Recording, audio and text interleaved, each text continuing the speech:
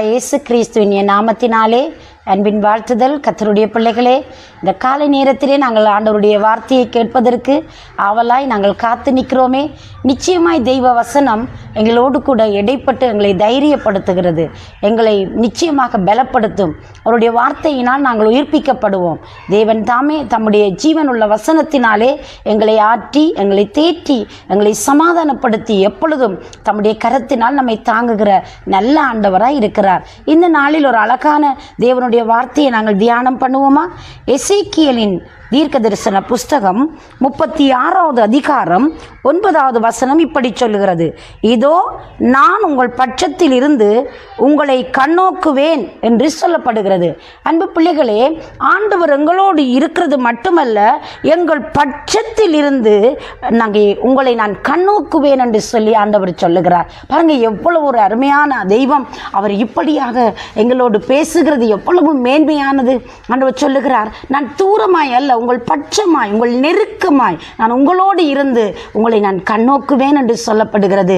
இன்றைக்கு பாருங்க, நம்மளை விசாரிக்க யாருண்டு, நம்மை தேற்ற யாருண்டு, நம்மோடு உறவாட யாருண்டு, நம்மோடு ஒரு பேச்சுக்கு கூட யாருமே இல்லை என்று சொல்லி திகைக்கக்கூடிய அந்த சூழ்நிலைகளிலே ஆண்டவருடைய வார்த்தை என்னையும் உங்களையும் அதிகமாய் அங்கே தேற்றுகிறதா இருக்கிறது. நான் உங்கள் பட்சத்தில் இருந்து நான் உங்களை கண்ணோக்குவேன். அப்படி என நான் உங்களை கவனித்துக் கொண்டே இருக்கிறேன். நான் உங்களை மிகவும் அங்கே உன்னிப்பாகவும் அவதானமாகவும் கருத்தாகவும் நான் உங்களை பார்த்து கொண்டிருக்கிறேன். நான் உங்களுக்குரிய எல்லா காரியங்களையும் நான் பார்த்து கொள்வேன் என்று சொல்வது போன்று ஒரு தைரியத்தை கொடுக்கிற ஒரு தேவ வசனமாய் இருக்கிறது. அன்பு பிள்ளைகளே, இஸ்ரவேல் மக்கள் அங்கே தேவனால் நடத்தப்பட்டு எகிப்தில் இருந்து அங்கே கானான் நோக்கின அவருடைய பயணத்திலே பலவிதமான நெருக்கடிகள், பலவிதமான சோர்வுகள், பலவிதமான வேதனைகள், குறைவுகள் அவர்கள் சந்தித்தது உண்டுதான்.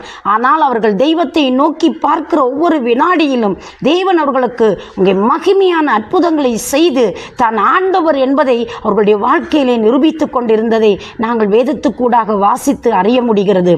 என் அன்பு பிள்ளையை, இன்றைக்கும் அதே தேவன் என்னையும் உங்களையும் அழைத்த ஆண்டவர் தானே. எங்களுடைய வாழ்க்கையில் எங்கள் பட்சமாய், எங்கள் அருகில் இருந்து, எங்களுக்குள் இருந்து எங்களை நடத்துகிறவர் மட்டுமன்றி எங்களுடைய ஒவ்வொரு காரியங்களையும் அவர் கண்ணோக்கிறவராய் இருக்கிறார். எங்களுடைய வாழ்க்கையில் நாம் சந்தித்த துயரங்கள், சந்தித்த துன்பங்கள், வேதனைகள், குறைவுகள் நடுவிலே யார் எங்களுக்கு உதவி செய்வது என்று சொல்லி நாம் கலங்கி போய் நிற்கிற அந்த சூழ்நிலையிலே நம்முடைய தேவன் நம் பட்சமாய் இருந்து எங்களை கண்ணோக்கி பார்த்து சொல்லுகிறார், நீ கலங்காதே, நீ திகையாதே, நான் உன்னோடு இருக்கிறேன் என்று சொல்லி எங்களுக்கு தைரியம் கொடுக்கிற கர்த்தராய் இருக்கிறார். பிரியமானவர்களே, இன்றைக்கும் கூட நீங்கள் நானும் நாம் இருக்கிற அந்த சூழ்நிலையில் இருந்து நம்முடைய தேவனை சார்ந்து கொள்ளுவோமா? அவரை பற்றி கொள்ளுவோமா? அப்பா, எங்களுக்கு உண்மை அல்லாமல் வேறு தெய்வம் இல்லை, உண்மை அல்லாமல் எங்களுக்கு வேறு கதி இல்லை என்று சொல்லி நாம் அவரை தேடுகிற பொழுது நம்முடைய விசுவாசம் சோதிக்கப்படும் தான், அது புடமிடப்படும் தான். நாங்கள் புடமிடப்பட்ட பின்பு சுத்த பொன்களாய் நாங்கள் திகழ்வோம் என்பதிலே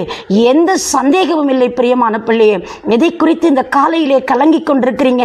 நல்ல தொழில் இல்லை என்று சொல்லி இருக்கிறீங்களா? நான் படிச்சும் எனக்கு வேலை கிடைக்கவே இல்லை என்று சொல்லி மிக மன வேதனையோடு காணப்படுறீங்களா?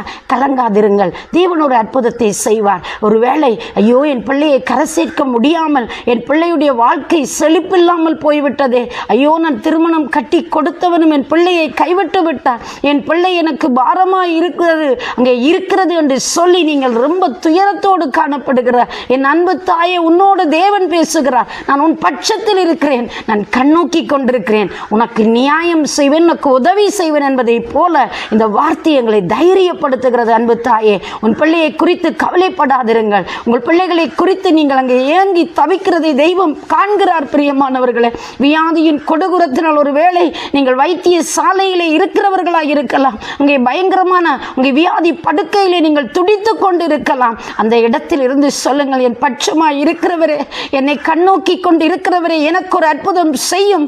அன்றைக்கு இஸ்ரவேல் மக்களுக்கு ஆண்டவரே தண்ணீர் இல்லாத பொழுது தண்ணீரை கொடுத்தீரே, ஆகாரம் இல்லாத பொழுது ஆகாரத்தை கொடுத்தீரே. அவர்களுடைய வஸ்திரங்கள் பழுதாகவும் இல்லை, அவர்களுடைய பாதரட்சைகள் தேய்ந்து போகவும் இல்லை.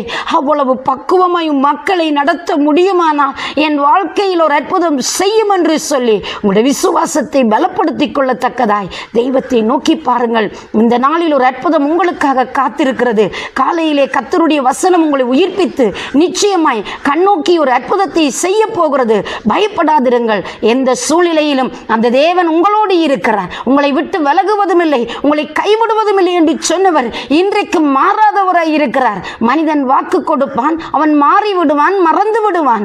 ஆனால் வாக்கு மாறாதவர், வாக்கிலே உண்மை உள்ளவர், வாக்கிலே முரண்பாடற்றவர் இன்றைக்கும் ஜீவிக்கிற கடவுளாய் இருக்கிறார். தம்பி, தங்கச்சி, அன்பு தாயே, தகப்பனே, நீ இந்த வார்த்தையை கேட்டுக்கொண்டிருக்கலாம். இந்த வசனம் உங்களை நிச்சயமாய் அது கட்டி கொடுக்க போகிறது. உங்களோட வாழ்க்கையிலே தட்டி விட போகிறது. உங்களோட வாழ்க்கையிலே மீள எழுந்து நிற்கும்படி உங்களுக்குள்ளே ஒரு பலனை கொடுக்க போகிறது. எத்தனை பேர் ஆயத்தமாய் இருக்கிறீங்க? தேவன் இதை நிச்சயமாய் என் வாழ்க்கையிலே செய்வார் என்று சொல்லி எத்தனை பேர் அதை பெற்றுக்கொள்வதற்கு நீங்கள் ஆயத்தமுள்ள பாத்திரங்களாய் இருக்கிறீங்க? நான் உங்களுக்காக இங்கே ஜெபம் பண்ணட்டுமா? ஜெபத்தோடு கூட தேவ சமூகத்திலே இங்கே விசுவாசத்தை தளர விடாதபடி உற்சாகமாயிருங்கள். நான் உங்களுக்காக மன்றாடட்டும். சர்வ வல்லமை உள்ள தேவனே, இயேசு கிறிஸ்துவின் வல்லமுள்ள நாமத்தினாலே நாங்கள் உங்கள் பட்சத்தில் இருந்து உங்களை கண்ணோக்குவேன் என்று சொன்னவரே, என் மக்களை கண்ணோக்கி பார்த்து இவர்களுக்கு ஒரு அற்புதம் செய்வீங்களாக நாதா, ஒரு அதிசயம் செய்வீங்களாக. இவருடைய பிரச்சனைகளில் ஒரு தீர்வு உண்டாவதாக, கலக்கங்களும் கண்ணீர்களும் மாறுவதாக, ஒரு அற்புதம் நடக்கட்டுக்கும். என் தேவன் நீங்கள் பொறுப்படுத்து பிள்ளைகளை ஆசீர்வதித்து வழிநடத்தும்படி எல்லாவற்றையும் உடைய கரங்களுக்குள்ளே தந்து இயேசு கிறிஸ்துவின் வல்லமுள்ள நாமத்திலே தாழ்மையோடு செபிக்கிறேன் ஜீவன் உள்ள நல்ல பிதாவே. ஆமேன், ஆமேன். தேவன் தாமே உங்களை நிச்சயமாய் ஆசீர்வதிப்பாராக. God bless you.